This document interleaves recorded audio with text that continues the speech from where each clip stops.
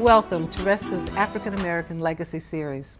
It is my pleasure today to introduce to you Dr. Tepper Gill, who happens to be my husband by mistake, but who's here with us today, and Euleen Bevins.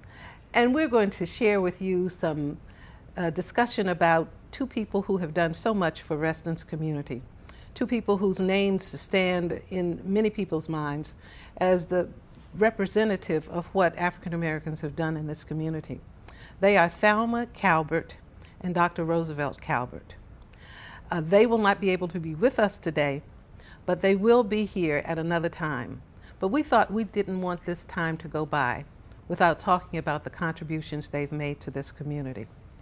Tepper, remember when we first came to Reston and we were told by Dr. Satterwhite, look up Thelma and Calvert, Thelma Calvert and Roosevelt Calvert. Funny, that was the first thing I thought about when you told me that you wanted me to participate.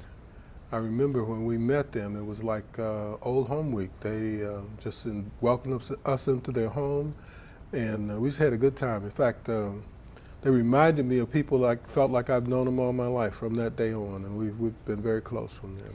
Well, the interesting thing, Euleen, is that every organization that Thelma introduced me to, you were probably introduced to that organization by her. Jack and Jill. Jack and Jill, and she's a founding member of the Links. AKA yes. Reston chapter, the National Association of Black Educators. Yes. She was a founding member of Martin Luther King Yes. Cultural Foundation. They were both, and they're both very proud of this, founding members of Heritage Fellowship Church. Yes, they are. And so when you say Thelma and Roosevelt Calvert, all kinds of things comes up. Heritage comes to mind.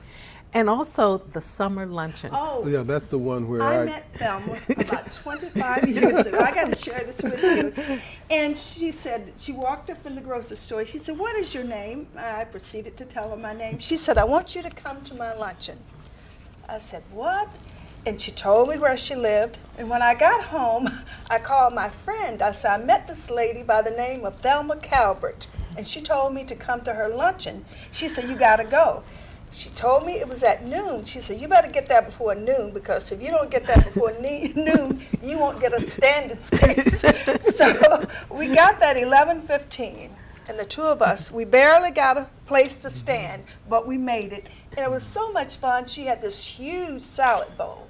And as you walked in, everybody was supposed to bring a salad. You dumped the salad in the huge bowl.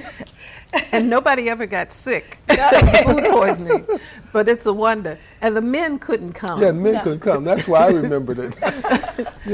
But then one year, Robert E. Simons came. And then after that, the men